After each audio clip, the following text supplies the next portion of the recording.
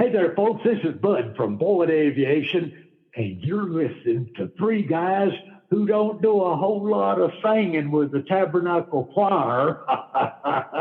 If you catch my drift, Laker Jim, Jake, and Big Bob. Take it away, boys. Broadcasting live and around the world. From Cabana One, the only podcast that's all ball bearings. Your ultimate source for everything Fletch. Moon River. Whew. Thank you, Doc. You ever serve time? Laker Jim and his beat reporters will stop at nothing to make sure Fletch lives forever.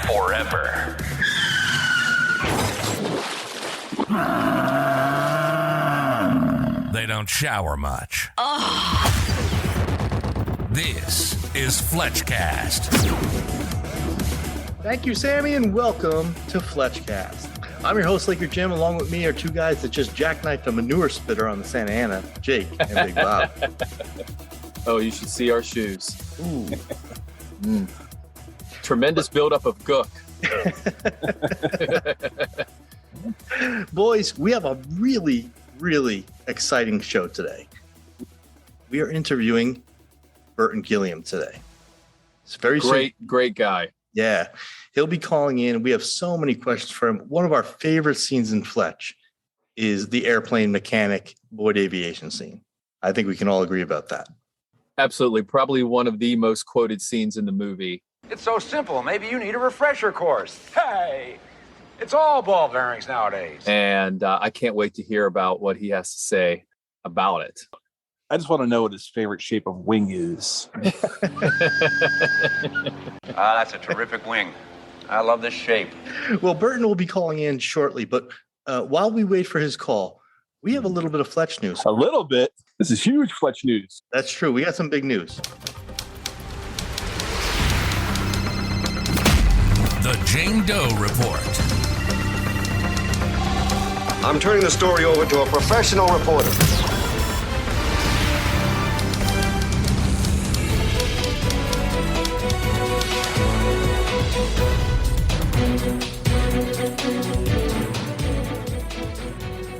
Okay, so a couple of things that we would like to talk about as we record this in early February of 2022. A couple of things have come to light in the last week or so.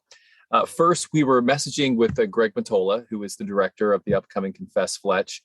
And initially, we had heard that the film was going to go in front of distributors in early February. Greg Mottola messaged me and said that they decided to fully finish the movie before showing it to buyers. He says he starts mixing in a few days, which I'm sure he's doing that right now. And it should all be done by the end of February. It's amazing that Greg Mottola is like kind of letting us in step by step or bit by bit on the process of not only getting the movie made, but how it gets released. But that sounds promising. It sure does. And to solidify that, on his Twitter page, his profile picture is now the Confess Fletch logo. Whether that's the movie poster remains to be seen, but it is definitely the classic Fletch font that we've seen on the books for all these years. And in the description, it says this. So listen to this. Greg Mottola, director, screenwriter, Confess Fletch coming in 2022. So Nice. This is the year, boys, that we see Fletch return. And there was another thing to it that is really interesting. Pop culture warning. It's not an exercise in 80s nostalgia. It's a new take on a literary character, which we all knew that was going to happen too. Yeah, we knew that was a given. But he's putting it out there so people are aware.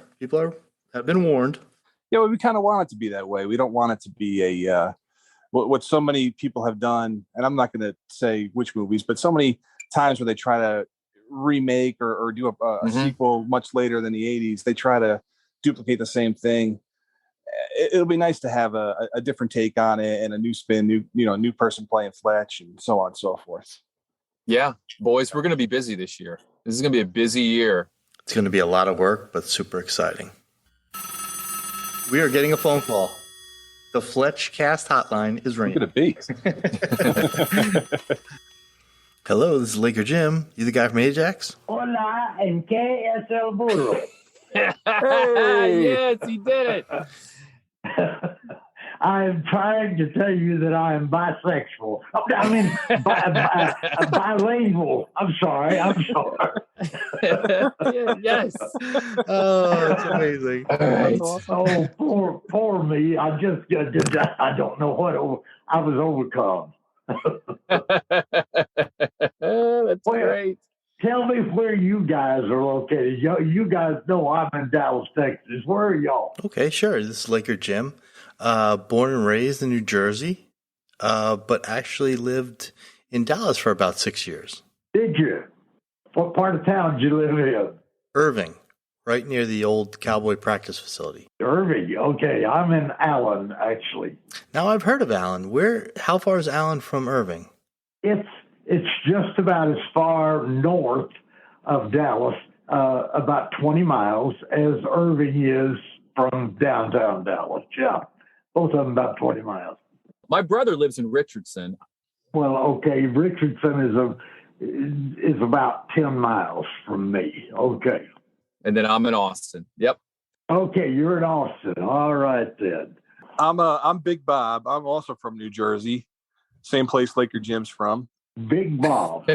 You'd be surprised. You know, it's unbelievable. New Jersey, for some reason, I do a lot of, you know what Cameo is? Oh, yeah. I get more from New Jersey than any place. Wow. And I get more fan mail from New Jersey than any place. I'm not Brad Pitt. I don't get 8,000 a week. You know, I get about 35 to 40 a week. That's still good. That's amazing. Well, it's and I do one a day. I will write something personal to these people. You know, whoever That's I'm great. answering. If I'm answering 7 or 8 for that day, you know, signing pictures for them and all that stuff. But I'll always pick one a day just to tell them something, you know, personal about me, and I hear back from a lot of them, you know. That's wonderful. We just interviewed Tim Matheson a few weeks ago, and I told him a story about how when I was a kid, I mailed him a letter, wrote him a bunch of Fletch questions, and he actually took the time to answer them all, hand wrote the answers, mailed it back to me. And so I hope you know how impactful it is for that one special person to receive that unique interaction with you, because 25 years later, it's still impactful to me that Tim Matheson took the time out of his busy schedule. And he was a star at the time. I mean, in the 90s, Tim Matheson was a big deal. So for him to take that kind of time to respond to a fan, it stays with you forever. Yes. And Tim is that kind of guy, though. I haven't seen him in many years. He and I worked together after I'd been in the business about 3 or 4 months. We did a movie of the week thing called 3 Stars in the Window. Gosh, this is back in 1973, in December of 1973. And Tim was just a young actor really getting himself going, but he did a real good job of getting himself going. He's had a great career. 73 was a big year for you. It was. 73 was a great year for me, not just in the business, but changing my business. You know, I was a Dallas fireman for 14 years, and in February of 1973, I got a phone call from this guy, and I was at the fire station. My name's Mel Brooks. I'm a writer, director, producer, actor, and I'm getting ready to do a big movie, and I want you to be one of my stars. And I said, "Thank you, Mr. Brooks," and I hung the phone up because I knew it was another fireman putting me on, because I had just done a picture called Paper Moon. I took my vacation from the fire department to do the the picture and never thought I would do anything else. But everybody in the Dallas Fire Department was giving me a bad time. That's what firemen do, though, you know. Let me ask you this: when you did get the part in Blazing Saddles playing Lyle, did Mel Brooks give you any kind of indication of why he chose you? And the question I have is, was it how great you read for the role, or was it your iconic smile that you have? Because you have one of the greatest, most memorable smiles you'll ever see in Hollywood. And you know what? I've still got it. You do. You should see me smiling right now. I mean, that is a natural for me. Mel called me at the fire station, and of course, he called after I hung up on him. He called me back, talked to my captain. I go back and talk to him, and he convinces me who he is, what he is, and he said, "I just saw a rough cut of Paper Moon last night, and I want you to be one of my stars in my next picture." And that's the way he put it. I want you to be one of my stars in Blazing Saddles. And of course, I told him, no, I don't have any more vacation time coming. And there's a big, long story that goes after that. I went out to see him 3 times. First 2 times, I told him no. And third time, I found out he had a whole lot of money. But he did not say, "I like your smile. I like your enthusiasm. I like this or that." He just said, "You're the guy I want for this part."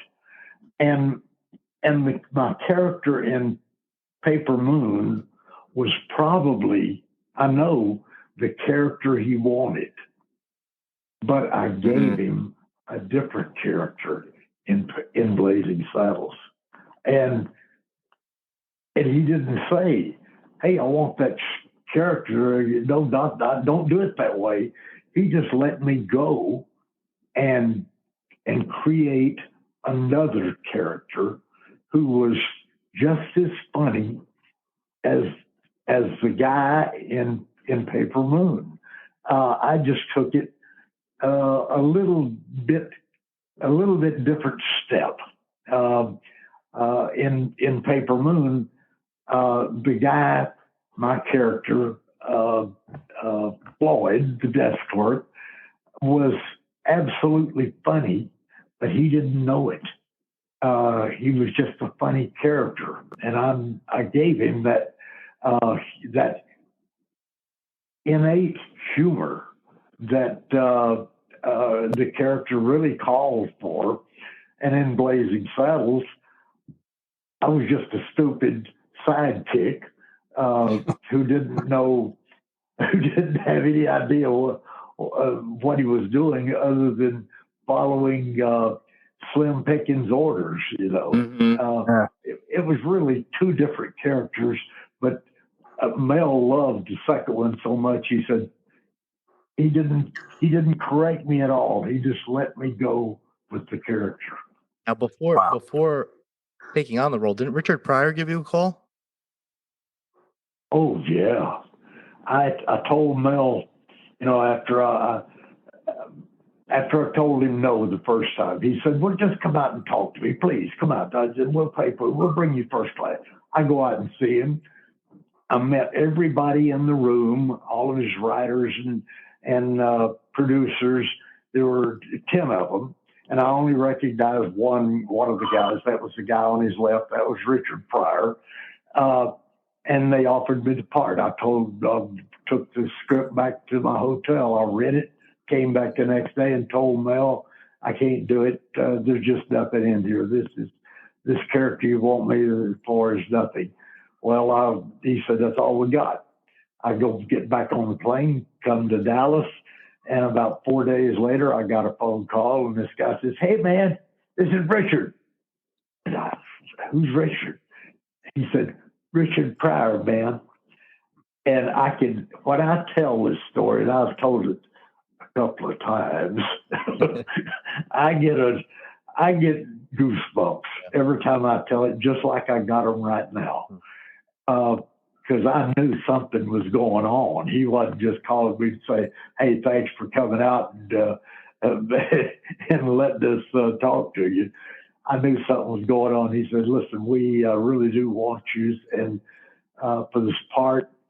So Mel and I sat up late last night and rewrote the whole part for you. You are now going to open the picture. You're going to tell how this picture is going to be crazy. You're going to tell a little bit of the story, but you're going to keep the rest of it a secret. And I said, "Golly, okay, I'll come back and talk to you." Well, I went back and talked to him, and Mel and Richard were so absolutely great to me, and as they both were when we shot the picture. But I told them no again because we couldn't get together on money. Damn, you played hardball. I was playing the hardest hardball, but you know what? It was real. I mean, Mel sent me around to see the casting lady, Nessa Hines, who became vice president of Universal, and she kept telling me that there's really no money in this part. And I just, after about the third time, I said, "Well, thank you, ma'am. I can't do it for nothing." I got up, went back, got on the plane, went to Dallas. The next day, I get a call from Mel. He says, "What happened?" I said, "Y'all don't have any money." He said, "Well, how much money did she offer you?" And I said, "She didn't offer me any. She just kept saying there's no money in this part." So I left. He said, "I'll call you back in 5 minutes." He called me back in about 2 minutes. And he said, "I want you to come back and sit down and talk to me. We're going to work this out." I said, "Oh, man, I can't come back now. I've taken off twice from the fire station." And he said, "When can you come?" And I said, "Oh, I don't know, about a week." He said, "Well, we still got 3 weeks till we shoot a foot of film." Said, "Call my office when you can come back. We'll get it all set up." I go back and sit down in front of him. And he says, "Well, how much is it going to take for us to get you to do this part?" And of course, I knew then that they wanted me pretty bad. So I just said, I just shot the moon. I said, "Well, at the fire station, the Dallas Fire Department, this is in 1973. I said, I couldn't do it for any less than I make in a year, and I make $12,000 a year at the fire department." He said, "Oh, we're going to give you 3 weeks on the picture. That'd be $4,000 a week. That's okay." Wow. I was not prepared for that. I thought I was just taking a trip out there and having a good time on their money, and I was going to be telling them, "No, I can't do it." They're telling me, "Yes, you can do it. We will do it." So I quit 2 weeks later. I quit the fire department, went to Hollywood, stayed for 23 years, and I did not do 3 weeks on the picture. I did 4.5 weeks on the picture. Oh, yeah. And it was overtime. I made $25,000.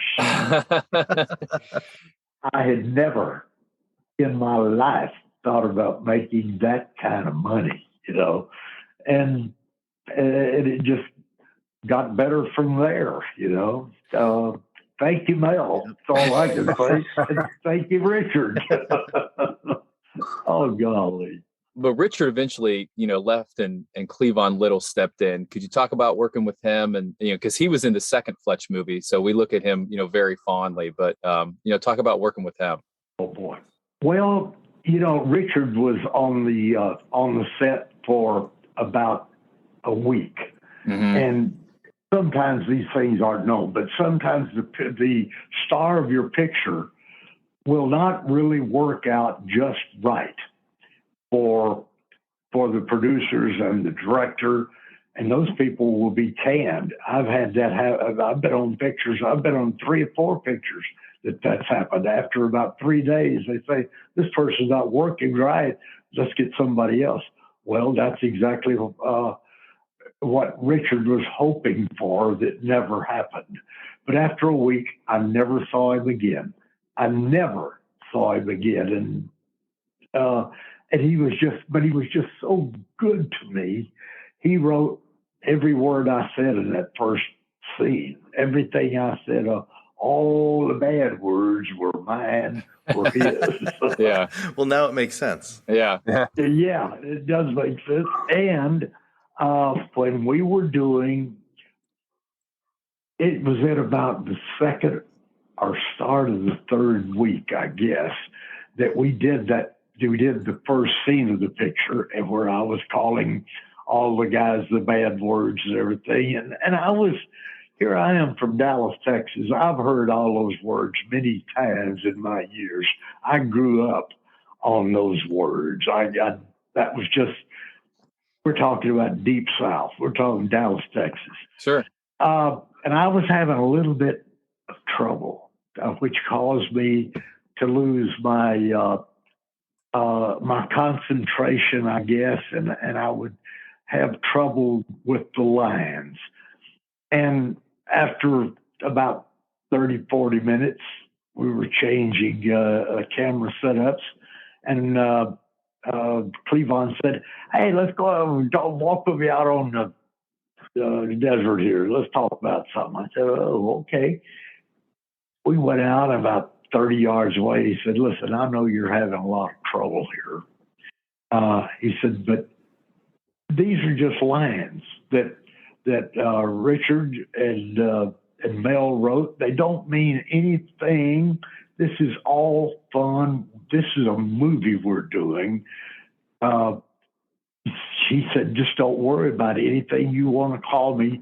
If you want to make up some stuff and call me anything you want to, it's fine." I said, "Oh," and boy, we turned around and headed back to go back for it. But then he stopped. He said, "But if after they say cut, if you say any of those words, we're going to have trouble." He was just so great. Everybody in the world that knows that Richard was their first choice would have loved to have seen that. But would it have been as good as what Cleavon did? Would it be better? Would it be? We'll never know.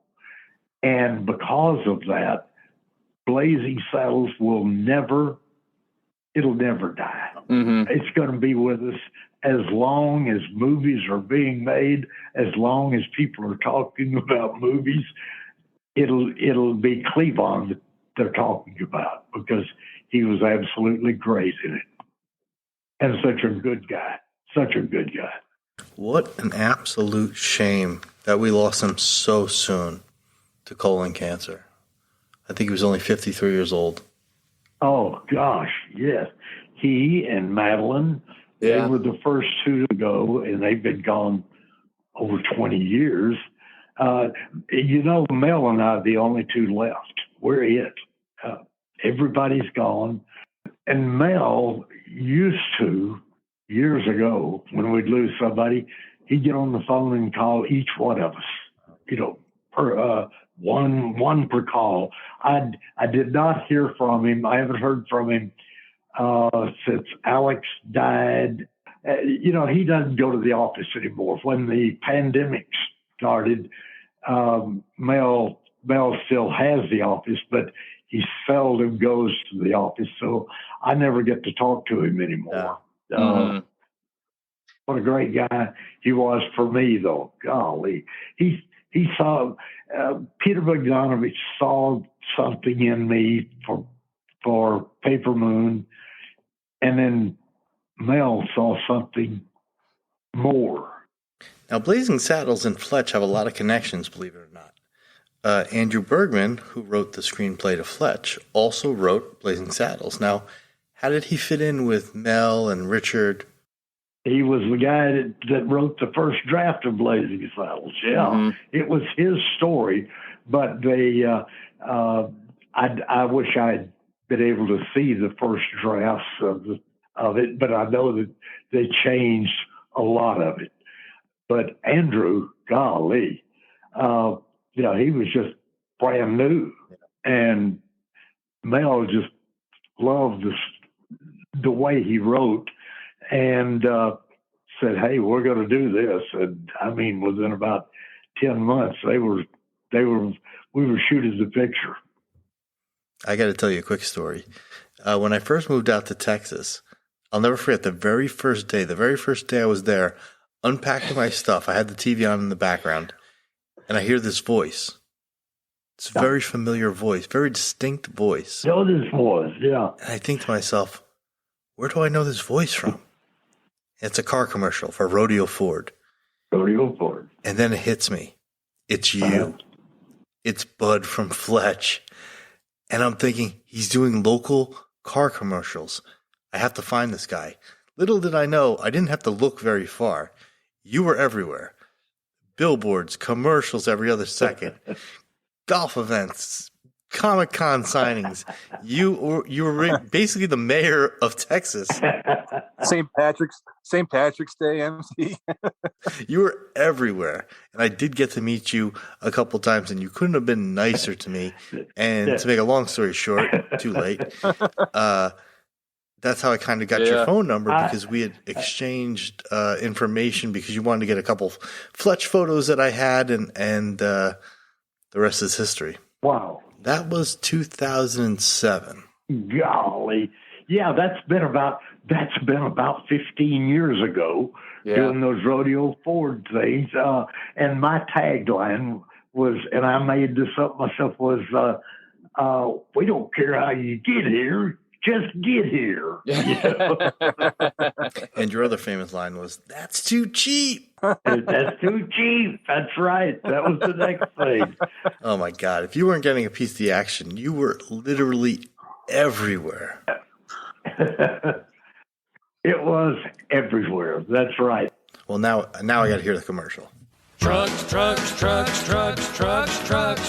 Rodeo Ford. Home of the 11,888 F-150. My gosh, that's too cheap. Over $1 billion for second chance finance. And Rodeo Ford pays off your trade. Even if you owe $12,000 more than it's worth. Even if it's a lease. 11,888. And if you can find a better deal anywhere, we'll just give it to you. 877-GO-RODEO. 5 minutes from downtown Dallas, east on I-30. Rodeo Ford. We don't care how you get here, folks. Just get here.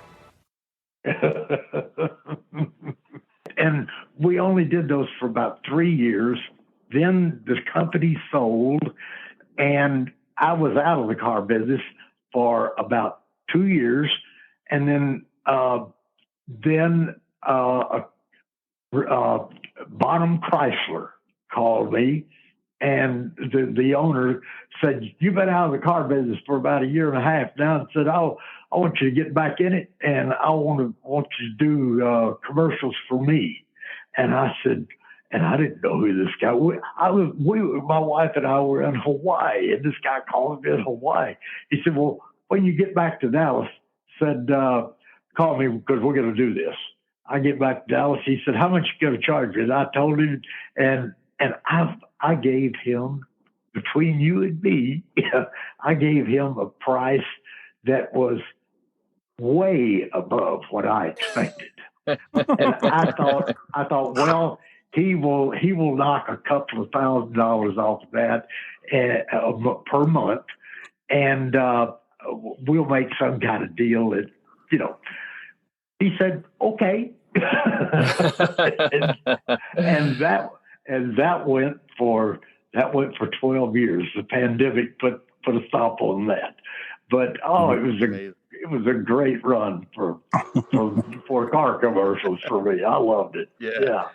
Oh, that was great. All right, so back to Fletch. Yeah. Okay.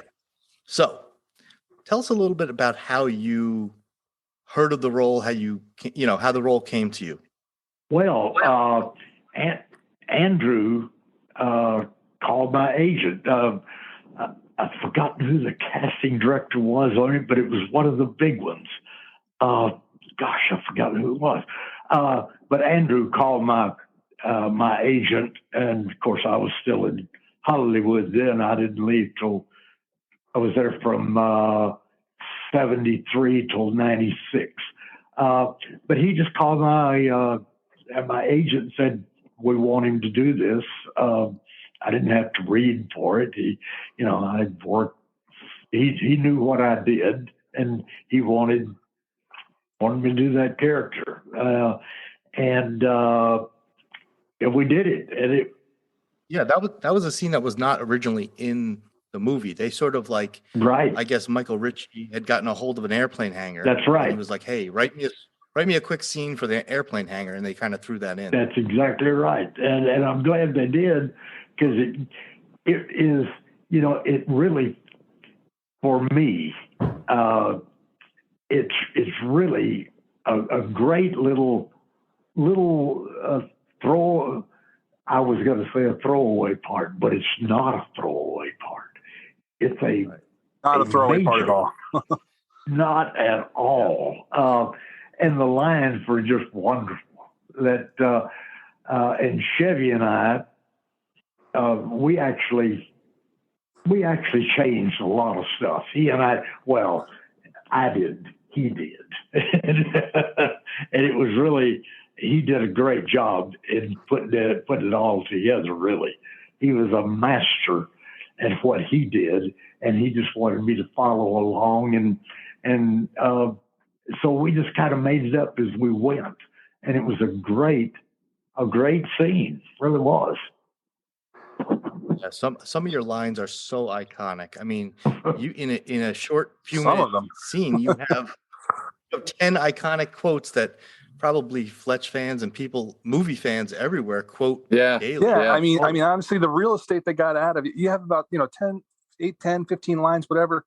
Every one of those lines you make memorable. And every one of those lines we quote on our podcast constantly. So you really did amazing.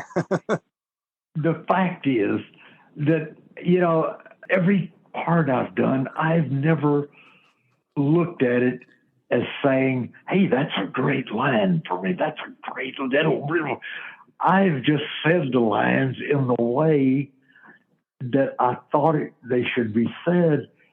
And boy, when I see it on screen, I say, "Wow, that line, those lines really jump out." I surprised myself, actually. If they give me enough shots at it, I'm going to come up with something pretty doggone good. Now, you and Chevy actually removed yourselves from everybody, and you kind of reworked that scene. He called me up the day before we did that scene, and I'd never met him, and he told me who he was. Said, "Listen, we're working over here at some park in Beverly Hills." He said, "I hate the scene that you and I are doing, but it's a scene that has to be done. We've got to do it. It ties things together." He said, "What are you doing for lunch today?" I said, "Well, nothing." He said, "Well, why don't you come over for lunch?" And I said, "Okay." I didn't know what I was going to be doing with him.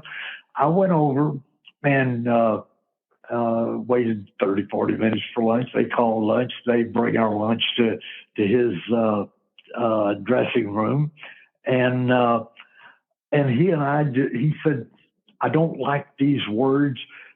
Let's just you and I make them up as we go." And I said, "What?" He said, "Yeah." He said, "I know you can do that. I've seen your work. I know that you can do that." And I said, "Oh, okay." and that's what we did. Burton, while we're on this topic, we actually have a question from a fan who called in. Big fan of yours, big fan of the podcast, calling in from Ireland. Let's take a listen to his question. Hello, Mr. Gilliam. My name's Kieran, calling you from Ireland. Thank you for taking the time to answer our questions. Burton is fantastic. And a big thank you to Laker Jim's FletchCast for the opportunity as well. I could ask you about Cantown races or giving Marty McFly his gun, but I have to ask about the prep work that was done with Beau Starr and Fletch. Did the two of you just go entirely from scripts, or was there any discussion between the two of you as to the dynamic you would have, him being mean and distrusting and you being sunny and very accommodating to Fletch by all means? Or if you guys had to, you yourselves looked like you knew something about actually working on airplanes before getting into the scene. Thanks again, Burton. Look forward to hearing your answer, and lots of love from Ireland, sir. Take care. Great question, Kieran. Now, there's another guy in the scene with us, another mechanic, airplane mechanic. Yes. I don't know who he was, who he is. Never saw him again. That was the only time I ever saw him. We did not tell him. We didn't tell him what we were doing. His lines, every time he says a line, look at him and listen to him. It's like... He looks a little confused. He does have a confused look on his face. He was confused, man. And Chevy said, don't tell him what we're doing. Don't tell him what... And it worked for him. It really did, because he had no idea what we were doing. And, when you finish, when you work with somebody, I don't care if you've worked for a day or you've worked for 3 or 4 weeks. When you finish at the end of your day, when they say it's a wrap on you, you go to the other guys, other people, you say, hey, I enjoyed working with you these last few weeks or today or whatever. That, I don't know, he didn't look us up and say, hey, we had a good time. I mean, when they said that's a wrap, he got in his car and went home. he wasn't real happy with us. But it worked for him, But it turned out great. The scene turned out great. It turned out great. And every time I see Chevy, and I've only seen him 6 or 7 times since we did the picture, but he will always, if we're in a group of people, he will always find me, and he'll remind me of that scene that we did together. He loved the picture, and he loved our work together in the picture. He's just so good to me. Did you do any research, like airplane research or anything like that before you got the part as the mechanic, or you just totally winged it? I winged it. I knew nothing about an airplane. You didn't know what a Fetzer valve was or anything like that? I didn't know what a Fetzer valve was. I didn't know it, but I found out that it was, when he finally told me that it's really all about ball bearings. I knew that must be true.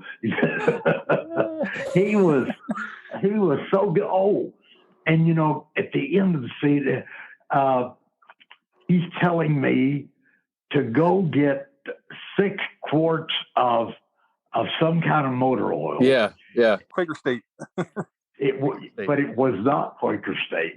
It was some other kind of oil.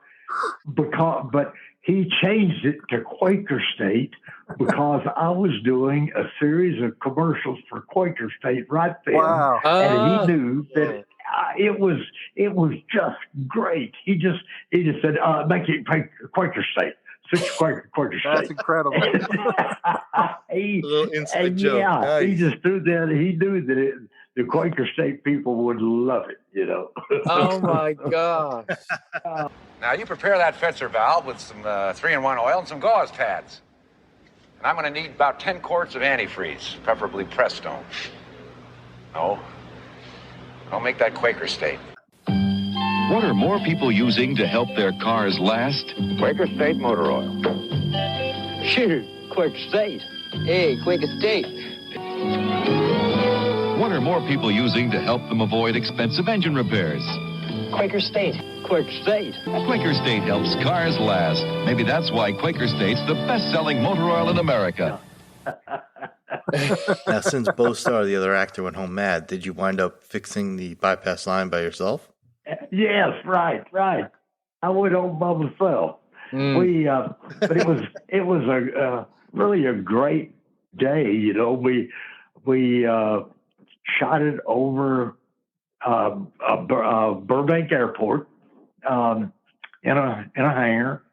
I've worked in a hangar a number of times at the Burbank Airport. How was Michael Ritchie? Michael Ritchie is he's a genius. He wasn't very talkative. When I watched him work with other people, he was more like Peter Bogdanovich in that he knew every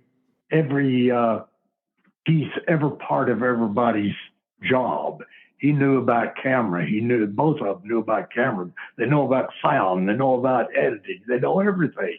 And Michael Ritchie was that kind of guy, a real professional. And that's not to say that Mel Brooks certainly is a professional. Oh, sure. Because he is. But Mel just let other people do their job, whereas the guys we're talking about, they knew everybody else's job, and they were not above correcting them, and they did a lot of times. And that was just a 1-day shoot. You guys just shot that in a day? That was 1-day shoot, yeah. Mm-hmm. But they paid me a lot of money. Well, knowing your bargaining techniques, I'm sure they did. I did a picture. This is often. I did a picture called Wild Bill. Do you remember that Wild Bill? Was that that wasn't with Jeff Bridges, was it? Yeah, that was Jeff Bridges. Yes, right. I remember that. That was the fourth time I'd worked with Jeff, and the director, who was a big director, and I can't call his name now.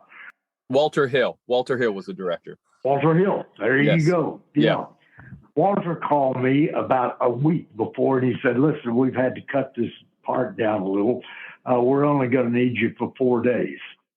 A couple of days later, he calls me and said, that we're way behind. They're cutting things out.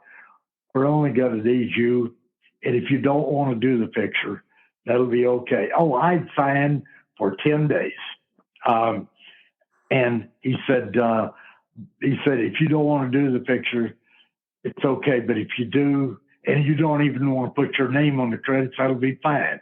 We don't care. You're still going to get your money if you want it.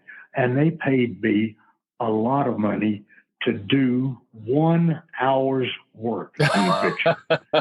I went in, and you see my back.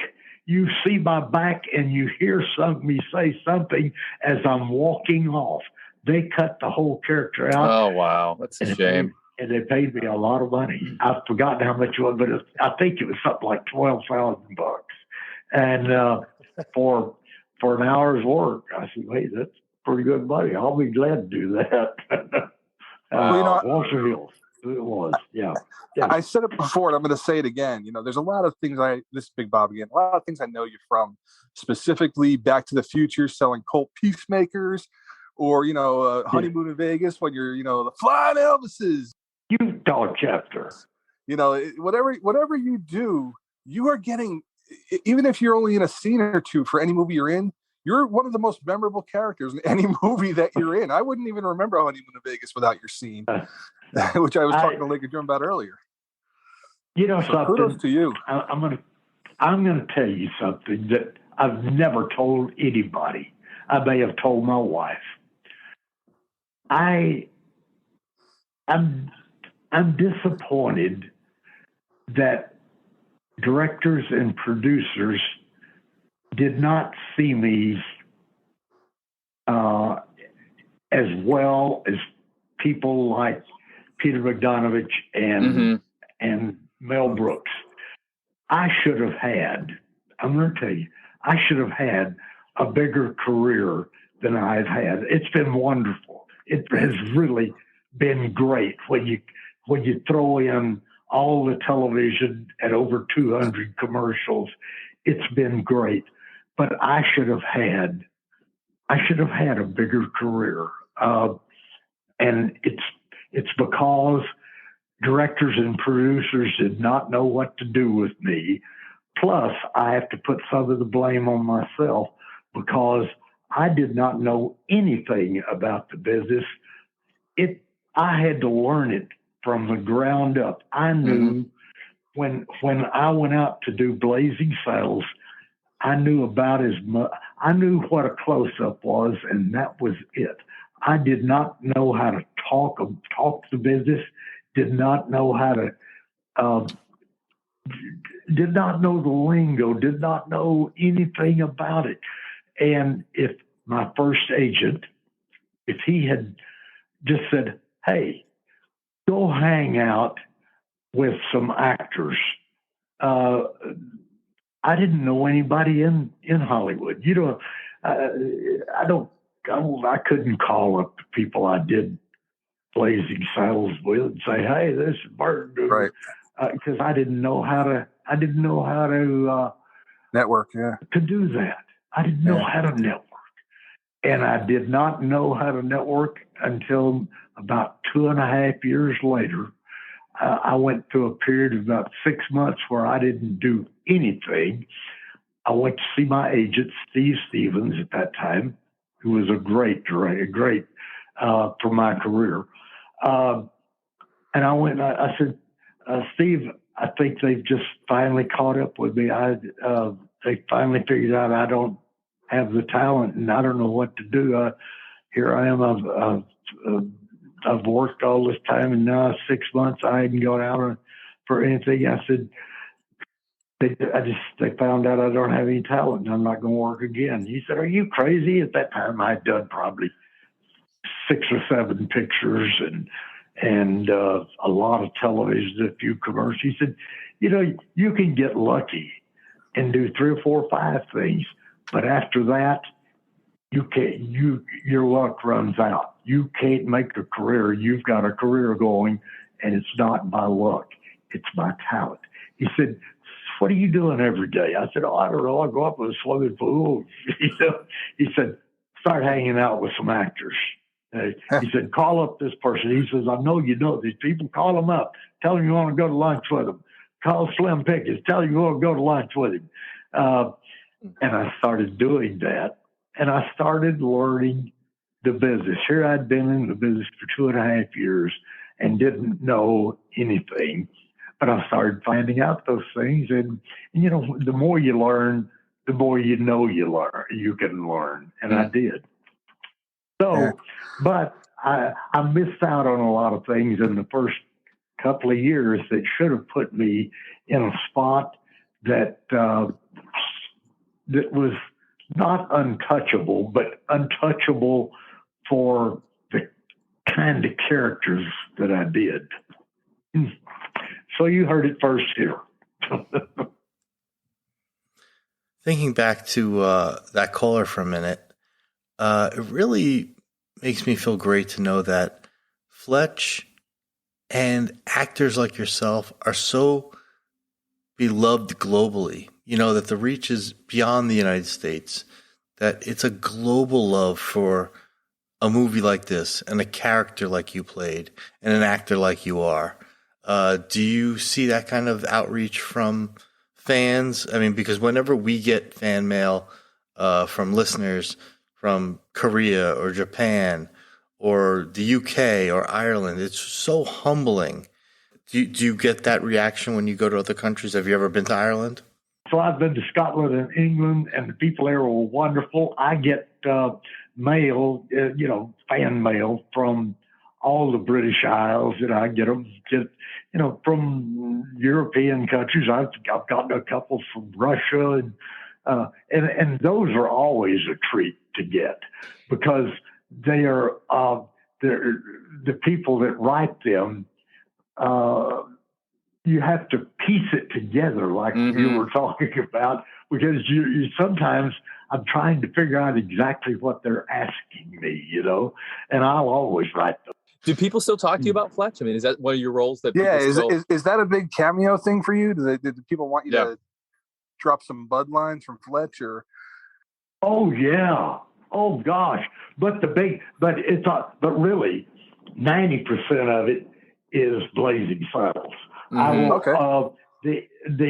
all of these things that I do I will always sing the Camptown Ladies. It's your 78th birthday. Well, how about joining me as I sing a good old Blazing Saddles Happy Birthday Work song? You know, the song that I sang in Blazing Saddles. Come on, boys.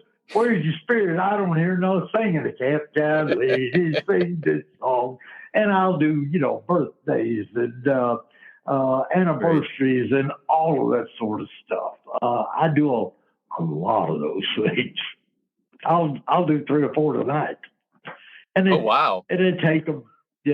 But Blazing Saddles is the one that 90% of women do. Honeymoon in Vegas is real big, and Fletch. Those are the top three right there.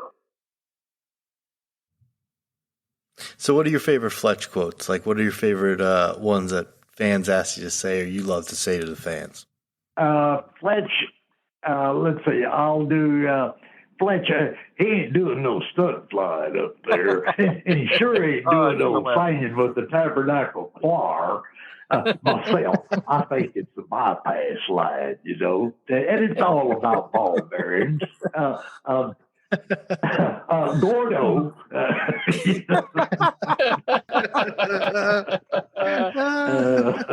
That's great. That's great.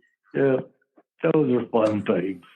Burton, you were good friends with Burt Reynolds. Oh, gosh, yeah. And Burt was once up for the role of Fletch before Chevy. Yeah. Do you think Burt could have pulled that one off? Golly. I just think that Chevy was so perfect for it. I do not see, although Burt, you know, that was back when Burt was the hugest of the huge, and he would have been loved for it. He would have. I just know he would have. But golly. And I would have loved working with him again. You know, he wanted me to do the smoke. You know, I did Gator with him. Yeah, Gator. Yeah, I remember that. Yeah, and then what? A year later or so, he calls in, wants me to do Smokey the Bandit. The Bandits. Smokies. Yeah. He wanted me to. And I couldn't get loose. I was doing something that I could not get loose from. And he wanted me to do Jackie Gleason's son, Junior. Oh, wow. Okay, yeah. I would have he was great in that. I would have loved it. And you worked with Burt on Evening Shade there for a while too, right? Right. Yeah. I did 3 years of that. And finally, I was doing nothing on it. I'd do 3 lines and boom, I was gone. Burt wanted me to do the show. And I mean, that's it. He wanted me to do it and I did it, but I didn't. I was on it for 3 years, played a character named Virgil. I never figured out who my character was. I never did. I would just say lines. Say 3 lines, and that was it. The end of the 3rd year, I went in Burt's office. I said, God, Burt, I said, I like doing this. And I'll tell you what, I was making $2,250 a show. I only worked 3 days a week. I worked Wednesday, Thursday, Friday, because it wasn't, you know, it was nothing to do. An idiot could do it. And I said, Burt, I'm not getting anywhere on this show. I said, if I'm to do it, you're going to have to double my pay. And I hate to tell you that, but that's just the way it is. There's nothing for me to do. He said, oh,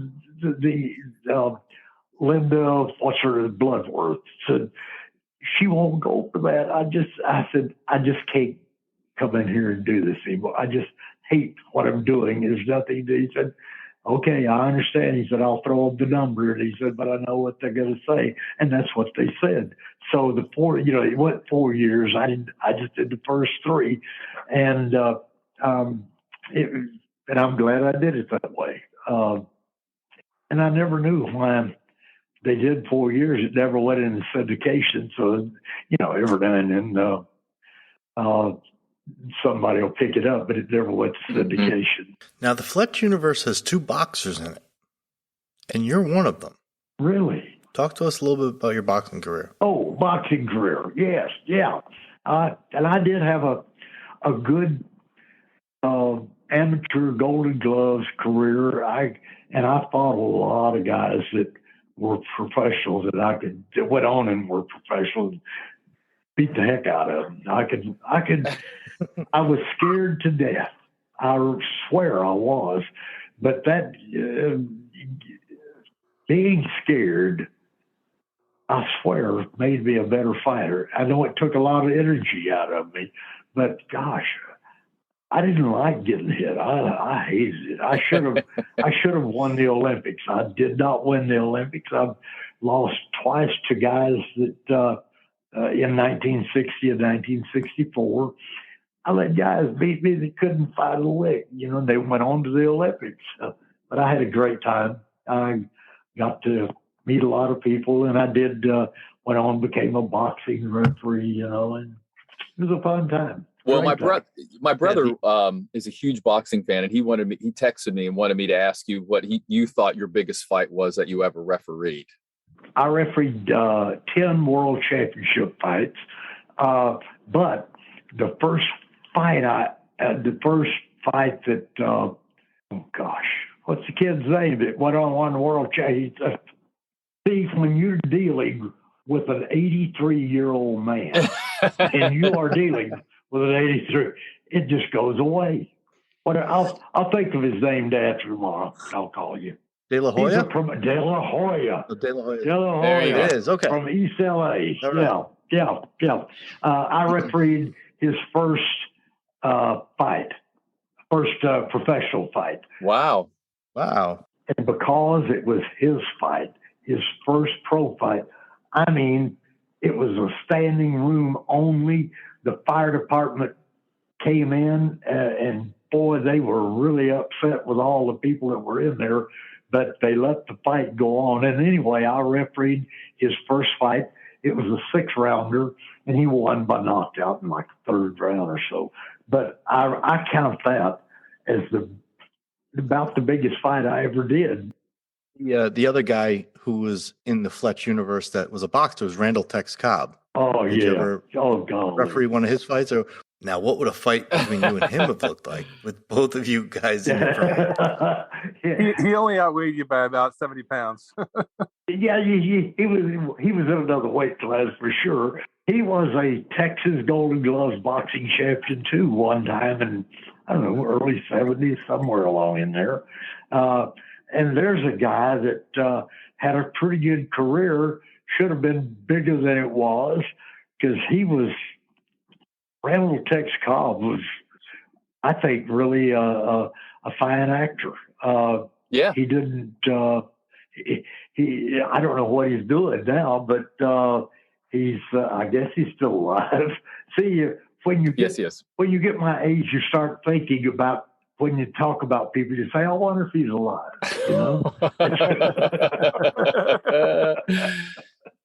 Randall Tex Cobb is kind of like you, actually, because in any movie he's in, he sort of steals the movie. Yeah. He's the guy you remember. He's the scene you remember, even if it's a small part. That's exactly right. You remember his part for sure, and he's had some real good roles, really good roles. Yeah, yeah.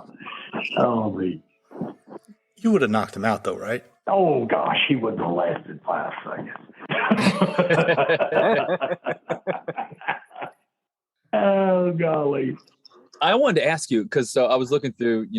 You worked on some like classic 1980 series when we grew up. Like you did, you did The Fall Guy and you did The A-Team. You were on the Dukes of Hazzard a few times. So talk a little bit about working Charlie's on some Angels, of those. Yeah, I mean, just Dukes was fun. This is the honest to gosh truth. That's one of my things that I could have done but didn't get to do. The guy that created Dukes, Collins Dame. He lived in the same apartment complex I did. Well, Guy Waldron or Jerry? Guy Waldron. Yeah. Guy Waldron. Yep. He called me and said, listen, Burton, said, I haven't told you this, but I've been writing in a series called Dukes of Hazzard. And it's an ABC show. It's already been picked up. And I want you to play the part of Luke Duke. Wow. The Dukes of Hazzard. He said, I want you to play the part of Luke Duke. We're going to go over tomorrow and we're going to see Brandon Stoddard, who is the vice president of whatever of talent or whatever it was at ABC. We're going to go have lunch with him tomorrow to be a recurring character on a TV show. You have to have network approval. I didn't know that. He said, let's go have lunch with him tomorrow. I said, oh, okay. So we go over and we have lunch with Brandon Stoddard, have a great time. Just talk. We talk about the characters, but not in depth at all. We just talked about all the people that were going to be on the show and who they were talking to. And I thought, hey man, this is a done deal. We get back home, and about 2 hours later, I get a phone call, and he said, Brandon Stoddard thinks you were too old for this character. And I was. I'm about 10 years older than Tom Wopat and John Schneider. Mm-hmm. He was right about that, but I think they just went with age because I didn't look my age. At that time, I was about 35, but I looked like I was late 20s, somewhere along there. And I could have played the part, but they decided that because of my age, I was too old for the part, and away that went. Now, that only cost me, I don't know, $15, $20, $30 million. So I'm not upset by that at all. But that is the honest to gosh truth. I have never told that to Tom or John, but it is the truth. That is a fact. Wow. So you could have played a good Roscoe.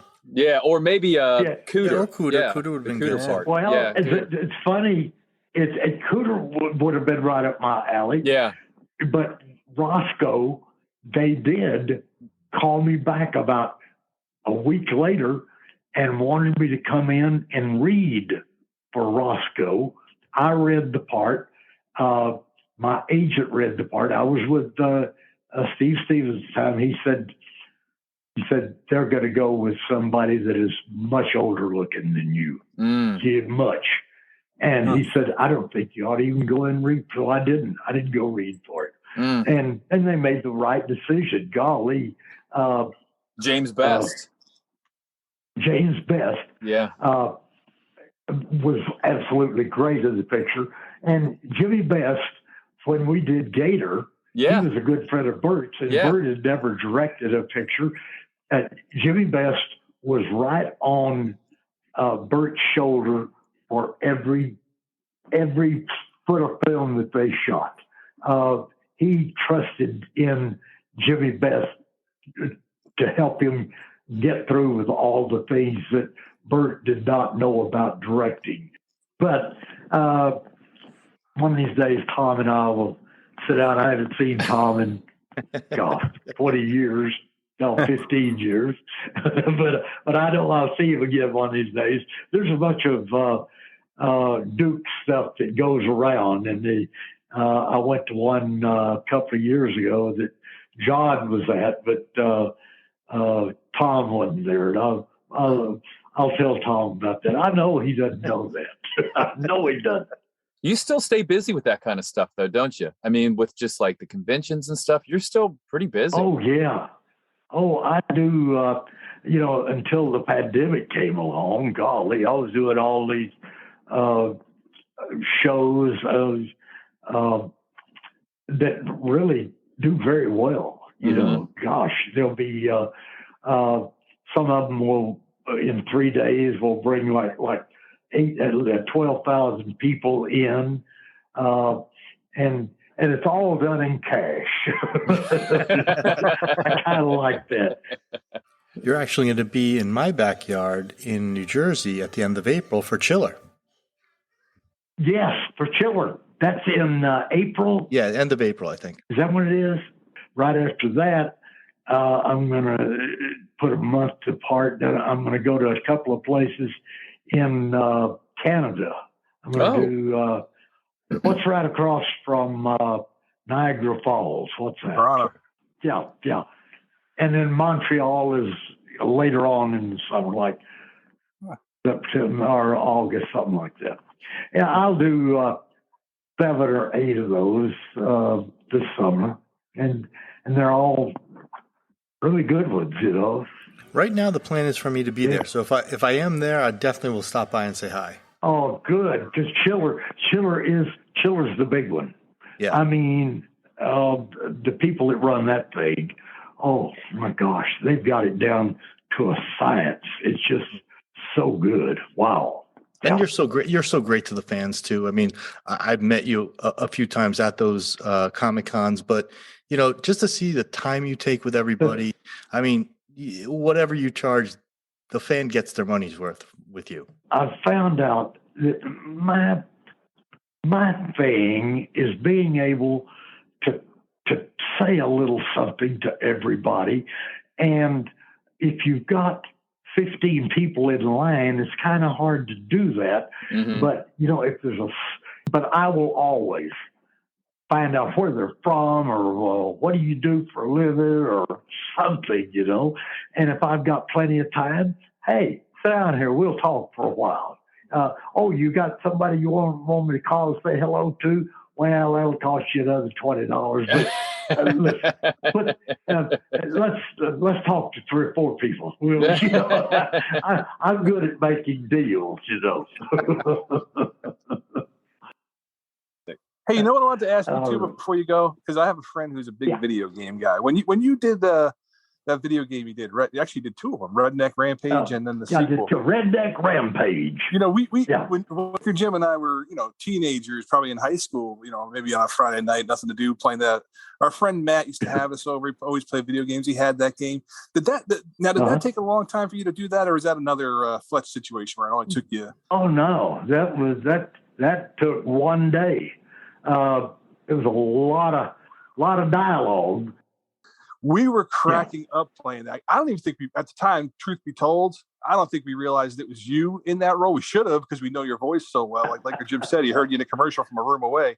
But I'm going to go back and actually, you can watch these video games on YouTube now being played. I'm going to go back and watch it and look for you, because I remember at the time, it was such a funny game. It was just pure comedy. And I got to now go back, and now that I'm noticing it again, go back and find you in that. and you know what? Of course, I've got 3 or 4 of those, you know, copies of those games. I've never watched them. In its entire, I've never played it. I've seen them. I've been in places where it's running, you know, and they showed it to me when we were doing the thing. But it was just foreign to me. I'm from a different era. It was crazy stuff. I got to ask you one more question. You worked on The Terror Within 2 with R Lee Ermy, who was who was a big part of the Fletch sequel. He played, you know, one of the leads. Yeah. So tell me about him and working with him. Oh, you know, Lee Ermy was not an actor, but boy, he had one character in him and that was his real character. He was who he was, you know. He was that drill instructor. He was real, man. And we have a golf tournament here every year that he came to until he died. 3 or 4 years ago. 4 years ago, I guess. And we still have the tournament. I mean, I'm not part of putting it on, but I play it every year. Mm-hmm. And they give a big trophy to the winner. My team won it last year. It's a trophy that's about 2 feet tall. And of course, it's got Lee Ermy on it, all written all over the thing. Oh, that's amazing. Oh, he was just such a good guy, and he knew that he was never going to be a great actor, but put him in that part, put him in a character that he knew. Oh, he was it. He was it. Lee Ermy. Golly, yeah, good guy. Good guy. Tim Matheson mentioned to us that the only thing about Chevy was he didn't feel like an actor. Is that something you noticed when working with Chevy? No, well, maybe I never thought of it that way, but I've always seen him just as a funny person. Yeah. and I know, and I was told, you know, Steve Stevens was the first one to tell me, my agent at the time. He said, "You're not going to enjoy working with this guy because he eats actors up and spits them out. Nobody likes to work with him." I loved working with him, and I've heard that many times since then. Before then, I love Chevy Chase, and he has always been that jovial character that I see you see on the screen. I just, yeah, that's the way I'll always see him, as being one of his funny characters. When you come across Fletch on the TV, do you leave it on for a little bit? Do you watch it? Oh yeah, sure. Oh gosh, yeah. And it's his favorite picture he ever did, because he played little characters, 3, 4, 5 of them, in the picture. He loved every bit of it. Yeah. Good guy. Now, have you heard about the new upcoming movie that's coming out? For Fletch? No. Yeah, we're finally getting another Fletch. And Fletch is going to be played by John Hamm. Are you familiar with his work? He was in Mad Men. I'm going to look him up. But he's going to do Fletch. Is he going to be written by McDonald, whatever his name was? Oh, Gregory McDonald, yes. Based on one of the books. He wrote about 20 of those things, He wrote Chevy several. thought he was going to be Fletch for many, many, many years. Yeah. But they did do Fletch Lives. Right. The problem was it died, so they're going to try it again. Yes. Shoot. I'm going to call him up, see if they need an airplane mechanic. But still around. Well, Burton Gilliam, thank you so much for your time. It has been an absolute honor to have you on the show. All right. I know all FletchCast fans are going to love listening to this interview, hearing your stories, and just know that you are such an iconic part of our favorite movie, our favorite scene. So thank you for everything you did. Thank you. For Fletch. This was amazing. And now for this podcast. Listen, if something happens and this makes $8 million, what we're doing right here now, you got to take me to Burger King, okay? Absolutely. I will, for sure. Whoppers on us. Yeah. Okay, listen, you guys have a great day. And I'll see you at Chiller. You got it. Okay, please look me up when we're there. Thanks so much, Burton. Okay, bye, you guys. Bye-bye. So that about wraps up this episode of FletchCast. I hope you guys enjoyed it as much as we did. I can't thank Burton Gilliam enough for his time. I could have spoke to him all day about Fletch and his career. The man is just incredible. If you like this episode and episodes like this from FletchCast, please do us a favor. Wherever you listen to this podcast, please give us a rating. Write us a quick review. It really helps the podcast grow. Follow us on social media. Tell other Fletch fans. We're going to take a little break, and when we return, we are going to have something really special for you. 7 days of Underhill. That's right. You're going to get a new episode every day for 7 straight days, dedicated entirely to Ted motherfucking Underhill. I don't know how we're going to do it. We're going to charge the whole thing to his American Express card, obviously, but it's going to be a huge undertaking, but we will bring it to you. You are going to love what we have in store. I implore everybody to please check your bypass lines. For Jake, for Bob, I'm Laker Jim. Burton Gilliam, you are the man. Let's all go catch the last 10 minutes of Dynasty. Hey, guys. See you guys. See ya.